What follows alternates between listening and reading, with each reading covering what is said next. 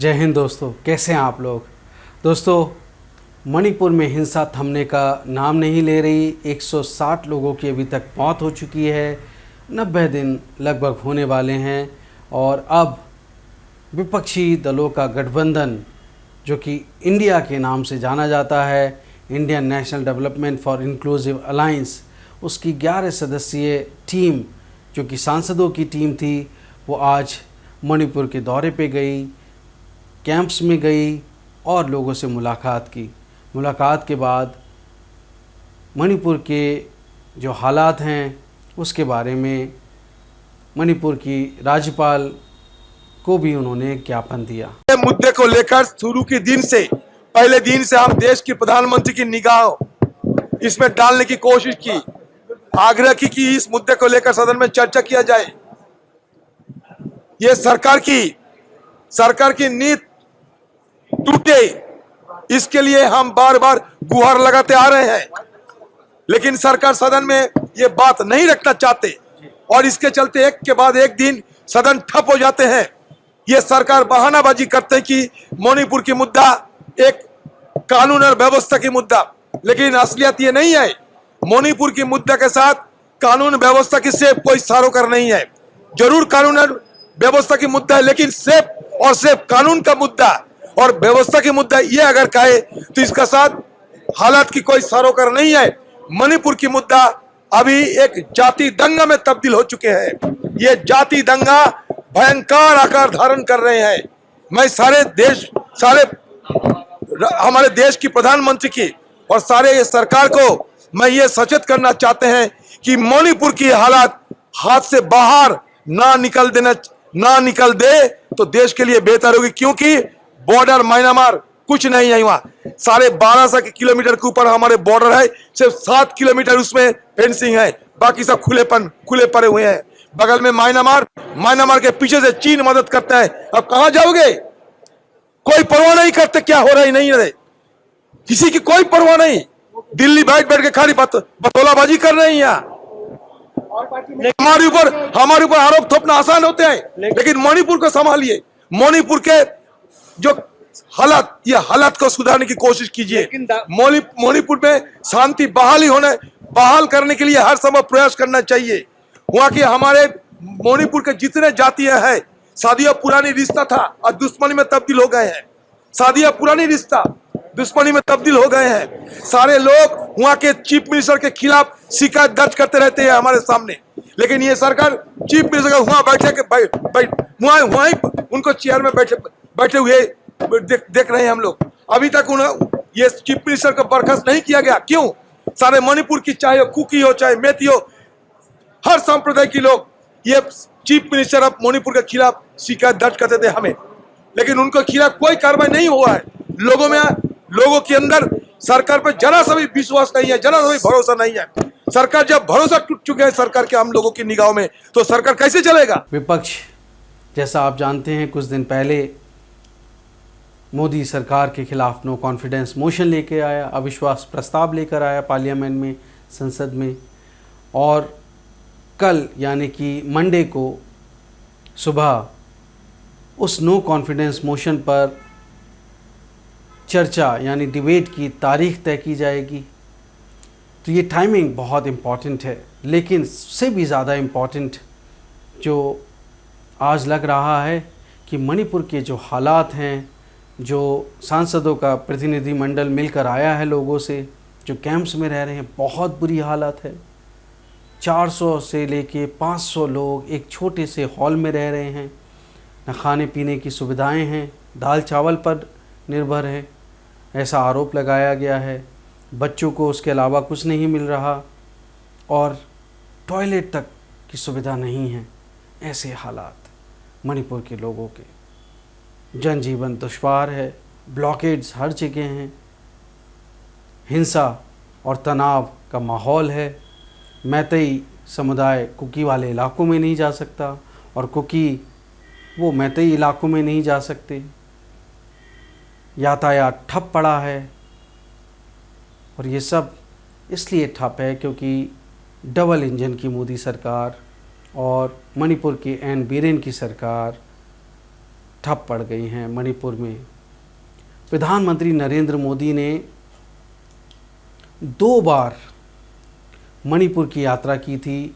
2022 में जब इलेक्शन हुए थे, दूसरी बार जब एन बीरेन सिंह की बीजेपी सरकार वहाँ पर आई 22 फरवरी को, और 28 फरवरी 2022 को प्रधानमंत्री नरेंद्र मोदी मणिपुर में गए थे।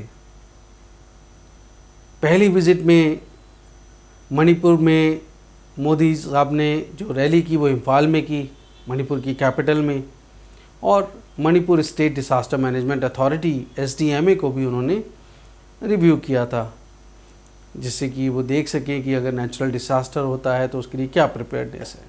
जबकि दूसरी विज़िट में मोदी साहब जो हैं वो तौबल जो डिस्ट्रिक्ट है वहाँ पे उन्होंने एक रैली एड्रेस की थी, और मणिपुर यूनिवर्सिटी में जो स्टूडेंट्स हैं उनसे इंटरेक्शन भी किया था। मोदी साहब की जो विज़िट हैं प्रधानमंत्री मोदी की, वो बीजेपी के लिए बहुत महत्वपूर्ण साबित हुई, और बीजेपी मणिपुर में इलेक्शन जीत पाई, चुनाव जीत पाई। 32 सीटें 60 में से बीजेपी को मिली मणिपुर में, और प्रधानमंत्री नरेंद्र मोदी की ये दोनों स्टेट विज़िट बहुत महत्वपूर्ण रही। लेकिन अब विपक्ष आरोप लगा रहा है कि प्रधानमंत्री जी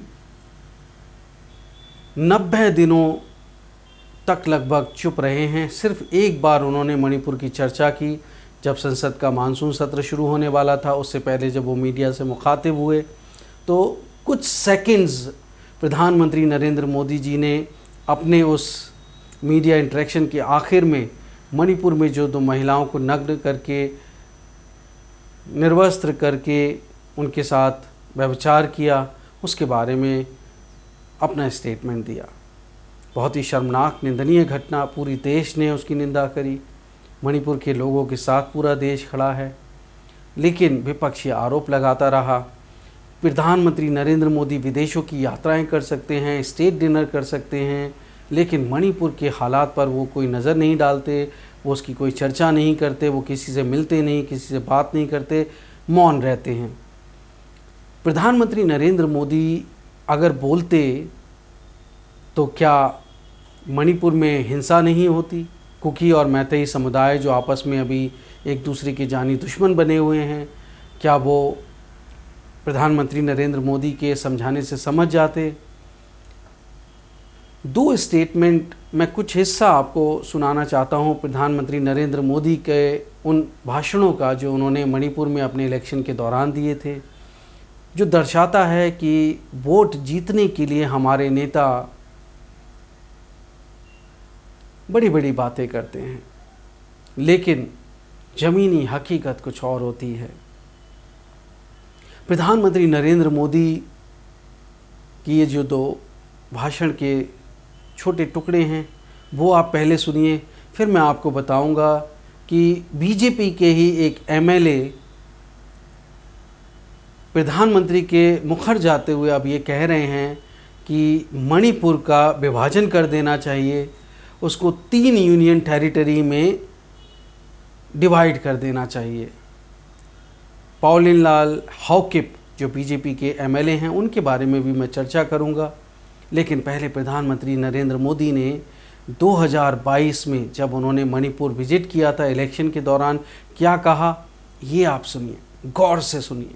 साथियों, आज मणिपुर की उपलब्धियों पर गौरव करने के साथ साथ हमें ये भी याद रखना है कि अभी हमें आगे एक लंबा सफर तय करना है, लंबा सफर तय करना है। और हमें ये भी याद रखना है कि हमने ये यात्रा कहां से शुरू की थी। हमें याद रखना है कि कैसे हमारे मणिपुर को पिछली सरकारों ने ब्लॉकेड स्टेट बनाकर रख दिया था। पहले की सरकारों द्वारा हील और वैली के बीच राजनीतिक फायदे के लिए खाई खोदने का काम किया गया। हमें याद रखना है कि लोगों के बीच दूरियां बढ़ाने कैसे कैसे षड्यंत्र किए जाते थे। साथियों, आज डबल इंजन की सरकार के निरंतर प्रयास की वजह से इस क्षेत्र में उग्रवाद और असुरक्षा की आग नहीं है, बल्कि शांति और विकास की रोशनी है। पूरे नॉर्थ ईस्ट में सैकड़ों नौजवान हथियार छोड़कर विकास की मुख्य धारा में शामिल हुए हैं। जिन समझौतों का दशकों से इंतजार था, हमारी सरकार ने वो ऐतिहासिक समझौते भी करके दिखाए हैं। मणिपुर ब्लॉकेड स्टेट से इंटरनेशनल ट्रेड के लिए रास्ते देने वाला स्टेट बन गया है। हमारी सरकार ने हिल और वैली के बीच खोदी गई खाई को पाटने के लिए गो टू हिल्स और गो टू विलेज ऐसे अभियान चलाए हैं। इन प्रयासों के बीच आपको ये याद रखना होगा कि कुछ लोग सत्ता हासिल करने के लिए मणिपुर को फिर अस्थिर करना चाहते हैं। ये लोग उम्मीद लगाए बैठे हैं कि कब उन्हें मौका मिले और कब वो अशांति का खेल खेले। मुझे खुशी है कि मणिपुर के लोग इन्हें पहचान चुके हैं और मणिपुर के लोग यहां का विकास रुकने नहीं देंगे। मणिपुर को फिर से अंधेरे में नहीं जाने देना है। पिछले महीने ही मणिपुर ने अपनी स्थापना के 50 वर्ष पूरे किए हैं। बीते दशकों में आपने अनेक सरकारों को देखा है, उनका कामकाज भी देखा है और उनके कारनामे भी देखे हैं। दशकों के कांग्रेस शासन में मणिपुर को असमानता और असंतुलित विकास ही मिला, लेकिन बीते 5 वर्षों में बीजेपी की डबल इंजन की सरकार ने मणिपुर के विकास का पूरी ईमानदारी से प्रयास किया है। आपने बीजेपी की गुड गवर्नेंस को भी देखा है और गुड इंटेंशन को भी देखा है। बीते 5 साल में हमने जो मेहनत की उसने आने वाले 25 सालों की एक ठोस मजबूत नींव बनाई है। मेरे नौजवान साथियों,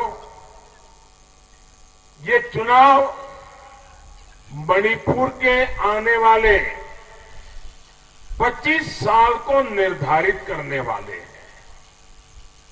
स्टेबिलिटी और पीस का जो प्रोसेस इन 5 सालों में शुरू हुआ है, उसको अब हमें परमानेंट बनाना है।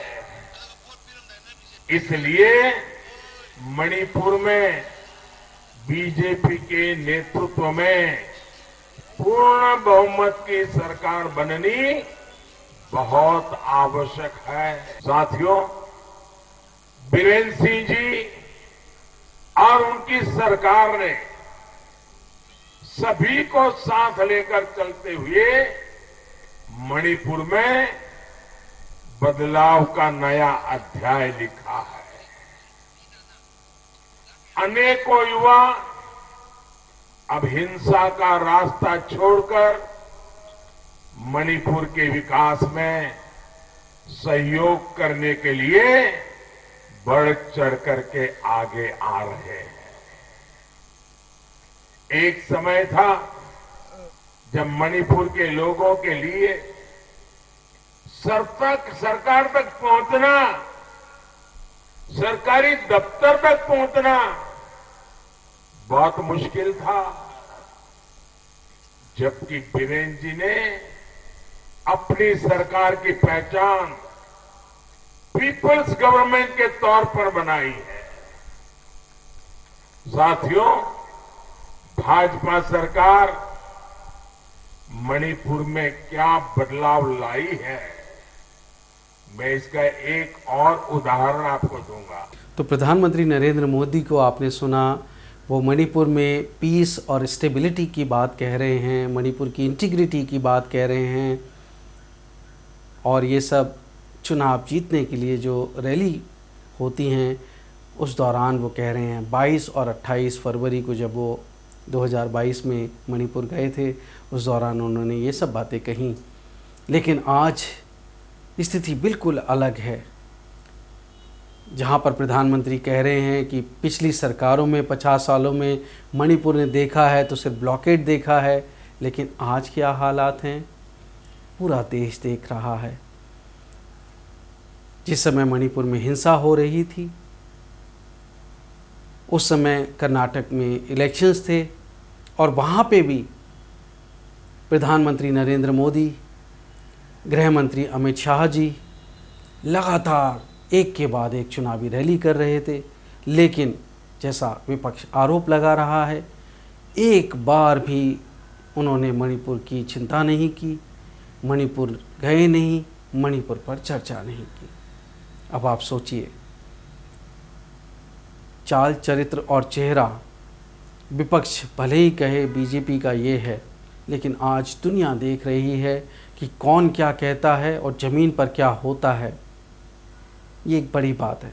आज जब इंडिया जो विपक्षी पार्टी है, घटक दल हैं, जो 21 सांसदों का जो प्रतिनिधिमंडल गया विपक्ष का इंडिया की हैसियत से, तो उस पर बीजेपी के नेता, sports minister, information and broadcasting minister Anurag Thakur ने कहा कि एक शो ऑफ है विपक्ष का।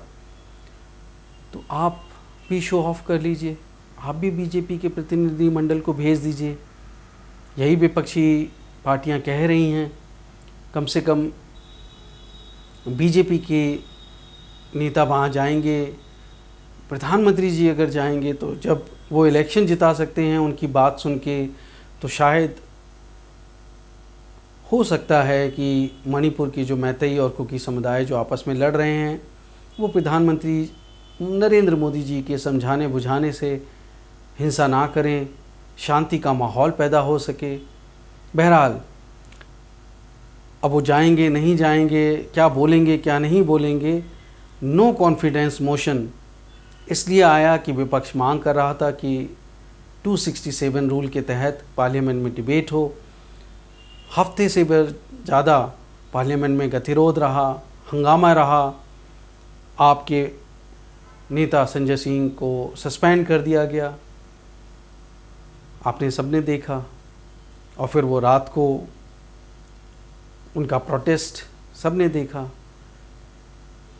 अब नो कॉन्फिडेंस मोशन आके प्रधानमंत्री नरेंद्र मोदी को एक पूरा मौका मिल रहा है कि पूरे देश का जितने भी नेशनल ब्रॉडकास्ट है, बाकी प्राइवेट ब्रॉडकास्टर्स हैं, सोशल मीडिया है, प्रिंट है, वो सब उनकी स्पीच को कवर करेंगे पार्लियामेंट में, और उनको बहुत बड़ा एक पॉलिटिकल माइलेज मिलेगा क्योंकि इलेक्शन की शुरुआत हो चुकी है। तो नो कॉन्फिडेंस मोशन भी अगर आएगा, डिबेट होगी, और डिबेट होगी तो उस पर भी राजनीति होगी।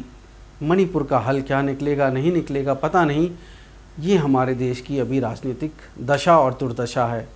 इस बीच में हमारे पूर्व सेना अध्यक्ष ने क्या कहा उसके बारे में भी मैं चर्चा करूंगा, पर पहले चर्चा कर लेता हूं कि बीजेपी के जो एमएलए हैं, कुकी लीडर हैं, वो पॉलिन लाल हाओकिप, जो कि जब से मणिपुर में हिंसा शुरू हुई है तब से वो बहुत लाइमलाइट में आ गए। उन्होंने कहा कि एन बीरेन सिंह साहब को इस्तीफ़ा दे देना चाहिए, उनसे हालात संभल नहीं रहे हैं।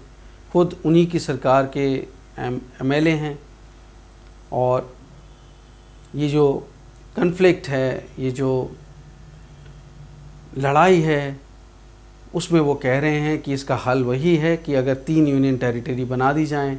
अब इन 3 यूनियन टेरिटरी का उनका तात्पर्य क्या है, तो मैं समझता हूँ कि वो एक तो कुकी के लिए कह रहे होंगे, एक मैतेई के लिए कह रहे होंगे, और एक नागा के लिए कह रहे होंगे।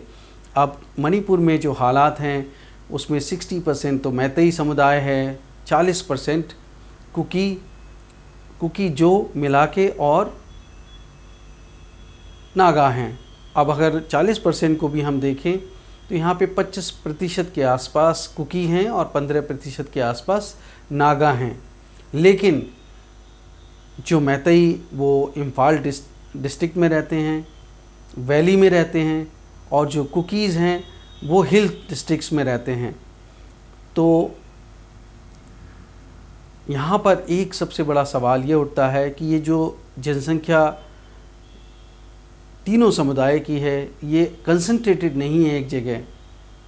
ख़ास करके जो नागा और कुकीज़ हैं वहाँ पर तो और ज़्यादा मिक्स पॉपुलेशन है। तो अब यहाँ पे जो पहले एक लूज़ टर्म दिया गया था कि कुकी चाहते हैं कि एक सेपरेट एडमिनिस्ट्रेशन मिले, जिस पे कोकोमी जो कोऑर्डिनेशन कमेटी ऑफ मैतेई है वो विरोध करते रहे हैं, सरकार विरोध करते रहे हैं, वो अब विरोध कर रहे हैं। वो कहते हैं ऐसे हम इंटीग्रिटी की बात करते हैं, और उन्होंने इसके लिए प्रोटेस्ट भी किया। इम्फाल में हजारों लोग आए, और वो जो कोकोमी हैं जो कि ज़्यादातर मैतेई समुदाय के लोग हैं, वो कुकीज़ को नार्को टेररिस्ट कहते हैं। कुकीज़ोमी जो कम्युनिटी है, क्योंकि वो कहते हैं कि ये पॉपी कल्टीवेट करते हैं हिल डिस्ट्रिक्ट्स में, इलीगल माइग्रेशन होता है इनका म्यांमार से, जो आते हैं और वहाँ बस जाते हैं और वहाँ पे पॉपी कल्टीवेशन करते हैं, नार्को टेररिज्म फैला रहे हैं। अब जो हॉकिप साहब हैं, एमएलए हैं बीजेपी के, वैसे वो मैं आपको बता दूं जेएनयू के अलुमनाई भी रहे हैं, उन्होंने कहा ये सब फर्जीवाड़ा कर रहे हैं, ये सब फालतू की बातें कर रहे हैं। कोकोमी जो है वो एक ऐसा ऑर्गेनाइजेशन है, मेजॉरिटेरियन पॉलिटिक्स जो है, एरोगेंस घमंड की जो राजनीति करने वाले लोग हैं, उनका ऑर्गेनाइजेशन है, जो कि कॉन्स्टिट्यूशनल प्रोविजंस हैं जो मणिपुर को गवर्न करती हैं उसको वो चैलेंज करते हैं। जबकि वो कहते हैं कि कुकी कोई म्यांमार से आए हुए लोग नहीं हैं, सिर्फ कुकी जो हैं उन्होंने देश की आज़ादी में अहम रोल निभाया है। उन्होंने अंग्रेज़ों के साथ लड़ाई लड़ी है, बहुत लंबी लड़ाई लड़ी है, ऐसी लड़ाई जो 1-2 महीने नहीं 3 साल तक चली। और सबसे बड़ी कैजुअलिटी ब्रिटिश साइड में हुई तो एंग्लो कुकी वॉर में हुई, 1917 से 1919 के बीच में ये कुकी वॉर हुई, कुकी ब्रिटिश वॉर। 3 साल चली ये लड़ाई। और वो ये भी कहते हैं कि कुकी जो थे वो बहुत बड़ी संख्या में आज़ाद हिंद फौज में, जो कि नेताजी सुभाष चंद्र बोस की आज़ाद हिंद फौज थी, उनके नेतृत्व में उसमें भी शामिल हुए थे। और मणिपुर का जो मोइरांग कस्बा है उसको भी उन्होंने ब्रिटिश फोर्सेस से आज़ाद कराया था, और वहाँ पर उसका फ्लैग जो है 1944 अप्रैल में उन्होंने लहराया था, झंडा लहराया था। ये तो मणिपुर में अभी जो हालात हैं उस पर हुई। अब मैं चर्चा कर लेता हूँ पूर्व सेना अध्यक्ष जनरल एम नरावने साहब की। उन्होंने दिल्ली में एक प्रेस के साथ इंटरेक्शन में एक बात कही कि चाइना जो है वो फॉरेन कुछ एजेंसी हैं वो वहाँ पर इन्वॉल्व हो सकती हैं। चाइना का भी नाम लिया उन्होंने कि यहाँ पर जो वायलेंस हो रही है उसके पीछे चाइना जो सपोर्ट करता है मिलिटेंट ग्रुप्स को, उनको हथियार देता है, उस सब के बारे में भी कहा। बहुत बड़ी बात कही है जनरल नरावने ने। पूर्व सेनाध्यक्ष हमारे भारतीय सेना के रहे हैं। दरअसल चीन पर ये आरोप पहले भी लगते रहे हैं कि चीन जो है वो नॉर्थ ईस्ट में जो इंसर्जेंसी है उसको बढ़ावा दे रहा है, वहाँ पर हथियार दे रहा है हमारे मिलिटेंट ग्रुप्स को। और यहाँ तक कि जो उल्फा का जो लीडर है परेश बरुआ, वो भी चाइना में रह रहा है। कुछ समय पहले तो एक कुकी जो है वो चाइना में पकड़ा गया हथियारों के साथ में। अब वो कैसे पकड़ा गया वो तो वो जानते हैं, लेकिन उससे ये संदेश साफ चला गया पूरे दुनिया में कि चाइनीज़ जो हैं वो कुकी लोगों को हथियार दे रहे हैं। अब दो पहलू जो हैं, मैं हमारे पूर्व थल सेना अध्यक्ष के बारे में थोड़ा सा उसको एलैबोरेट करने की कोशिश करूंगा। हो सकता है आपके कोई कमेंट्स हो तो ज़रूर उस पर अपना फीडबैक दीजिएगा कमेंट बॉक्स में।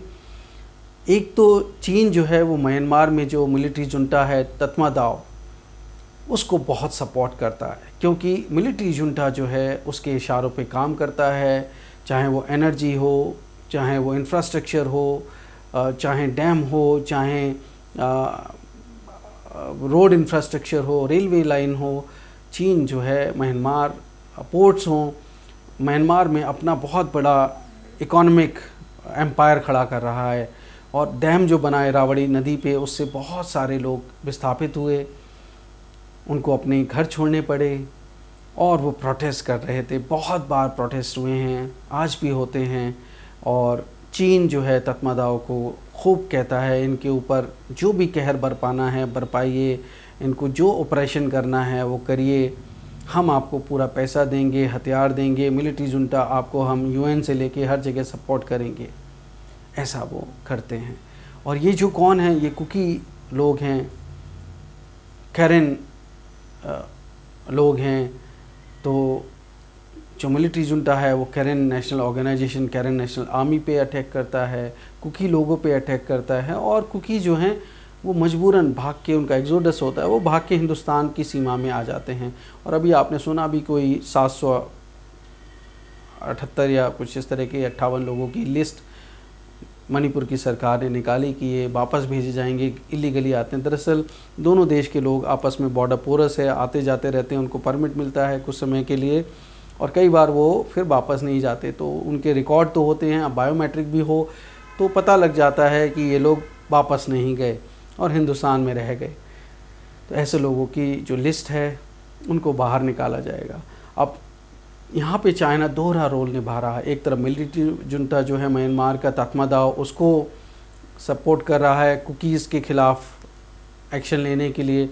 और जब कुकी विस्थापित होकर हिंदुस्तान आ जाते हैं तो चीन जो है उन्हीं मिलिटेंट ऑर्गेनाइजेशन को हथियार देता है, सपोर्ट करता है, जिससे कि इंडिया में जो मणिपुर है वो डिस्टेबलाइज कर सके।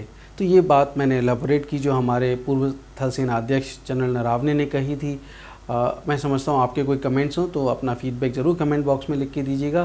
बाकी अभी जो हालात हैं उसमें पॉलिटिकल रिकन्सिलिएशन बहुत ज़रूरी है, डायलॉग बहुत ज़रूरी है, लेकिन इच्छा शक्ति उससे भी ज़्यादा ज़रूरी है। क्योंकि हमारे गृह मंत्री लगभग 1 महीने के बाद 3 दिन के मणिपुर दौरे पे तो गए थे, लेकिन वहाँ पर जाने के बाद भी जो उन्होंने प्रोमिसेस किए, वहाँ के लोगों का कहना है कि वो प्रोमिसेस डिलीवर नहीं हुए, चाहे वो हेलीकॉप्टर सेवा हो, चाहे वो रेलवे लाइन हो, चाहे और भी दूसरी बातें हों, ख़ास करके जो सीज़ फायर है उसकी। तो इच्छा शक्ति बहुत ज़रूरी है। लोगों को सुविधाएं देने की बात हो, तो राशन पानी की बात हो, ब्लॉकेड हटाने की बात हो, तो ये सब हुआ नहीं। तो राजनीतिक इच्छा शक्ति की जो कमी अभी भी दिख रही है। दूसरा, एक तरह से एन बीरेन सिंह के ख़िलाफ़ जो वहाँ के मुख्यमंत्री हैं उनके ख़िलाफ़ भी बहुत बड़ा रोष है, ख़ास करके कुकी समुदाय में। तो खुद बीजेपी के एमएलए, जैसा मैंने आपको बताया, वो डिमांड कर चुके हैं कि उनको हटना चाहिए। और ख़ुद एन बीरेन सिंह मान चुके हैं कि लॉ एंड ऑर्डर ख़त्म हो चुका है। तो अब वहाँ पर क्या सेंट्रल रूल लगना चाहिए, तो इस बारे में भी ज़रूर सोच सकते हैं। क्योंकि ऐसा रूल होना चाहिए जिस पे कुकी, मैतई, नागा, जो सभी समुदायों का विश्वास हो। पर एन बीरेन सिंह पे अभी मौजूदा स्थिति में ऐसा नहीं लगता है कि वहाँ पर एक पॉलिटिकल ट्रस्ट है। तो एक वो हो सकता है। दूसरा, जो कम्युनिटीज़ हैं उनके बीच में अविश्वास ना हो, इसके लिए आपस में डायलॉग करे भारत सरकार, उसको इंटरवीन करे और दोनों कम्युनिटीज़ के बीच में एंगेजमेंट हो, मीनिंगफुल डायलॉग हो और पॉलिटिकल सॉल्यूशन निकले इस चीज़ का, ये बहुत ज़रूरी है। लेकिन डिवीज़न हो जाए स्टेट की, ये मैं नहीं मानता हूँ। अब डायलॉग जो है वो प्रिंसिपल ऑफ रिकन्सिलिएशन पे होना चाहिए, respect for rights of all communities होना चाहिए। ये नहीं कि आप कहो कुकीज़ तो यहाँ पे पॉपी कल्टीवेशन कर रहे हैं, देशद्रोही गतिविधि कर रहे हैं, ऐसा नहीं होना चाहिए। और मैती उनको भी पूरा हक और सम्मान मिले, सभी कम्युनिटीज़ को, ये बहुत ज़रूरी है। इसके अलावा इकोनॉमिक डेवलपमेंट की बात होनी चाहिए, जहाँ पे पैसा इन्वेस्ट करना चाहिए इकोनॉमिक डेवलपमेंट में। मणिपुर में भारत सरकार को ख़ास करके हिली एरियाज़ में, क्योंकि इम्फाल बहुत डेवलप्ड है लेकिन हिली एरियाज़ बहुत पिछड़े हैं, हर चीज़ की वहाँ पे कमी है और इससे वहाँ पे जॉब्स आएंगी, अपॉर्चुनिटीज़ आएंगी कुकीज़ के लिए। और मैती कम्युनिटीज़ जो हैं उनको भी एक जो प्रेशर बना रहता है इम्फाल वैली में, वो प्रेशर भी कम होगा और उनको एक जो इकोनॉमिक डेप्रिवेशन लगता है मैती कम्युनिटी को भी, ख़ास करके कुकी कम्युनिटी को भी, तो वो भी नहीं लगेगा। ये कि ये बहुत बड़ा रूट कॉज है, क्योंकि कुकी समझते हैं मैती तो बहुत डेवलप्ड है पॉलिटिकली, इकोनॉमिकली, हर तरह से, जबकि वो पिछड़े हुए हैं। इसके अलावा सिक्योरिटी, अब अगर चीन दखल अंदाजी कर रहा है तो भैया ये तो भारत सरकार का काम है ना कि आप चीन को दखल अंदाजी ना करने दो, मिलिटेंट्स को हथियार पैसा नहीं देने दो।